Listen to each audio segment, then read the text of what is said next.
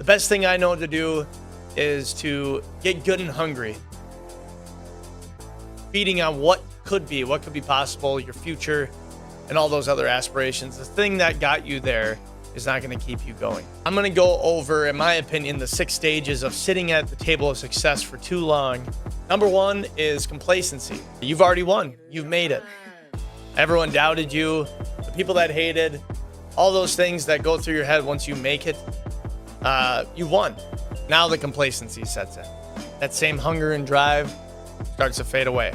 It goes into the 2nd stage, which is softness. You lost your discipline, you lost your sense of urgency, you got comfortable.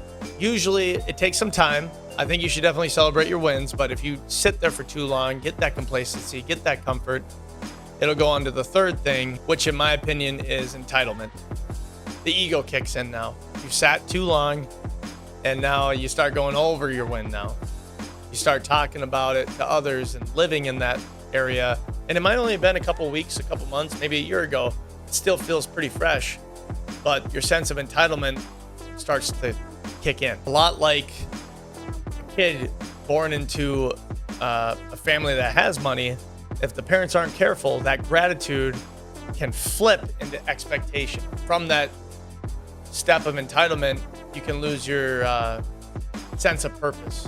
Now your identity is stuck in the past. You've talked about it so much, and your expectations are so much in that one spot that you're just living in the past. You are no longer present.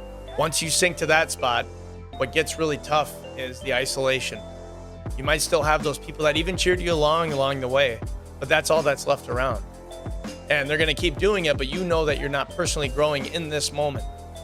And you can get very isolated, and it can still feel good because now you just have yes men around you, congratulating you on past successes. It might be even 5-10 years out now, and we're still talking about it. And now the deepest fear comes in, which is fear of losing status, or fear of losing love, really, because it feels good with these people around, and maybe you don't want to lose that because that's all you got. Your fear of losing that status. I mean, one of the scariest things I did was walking away from baseball. I knew I had to do it, but I didn't want to. It was who I was. It was who I was, and it was also the thing that I was sitting at for too long. I just sat at the table of success for too long, and it needed to change.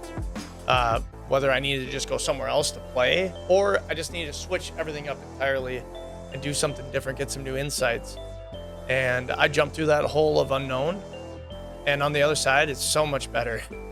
I still love talking about the baseball days, or even the Behave days, my old companies and stuff. Keep things moving forward. Learn from your mistakes, celebrate your wins, make the losses a little bit painful, but learn from it. It's not failure, you're learning.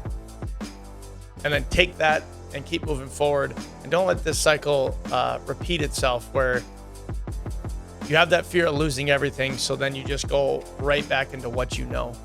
Challenge yourself to grow. Get around new people.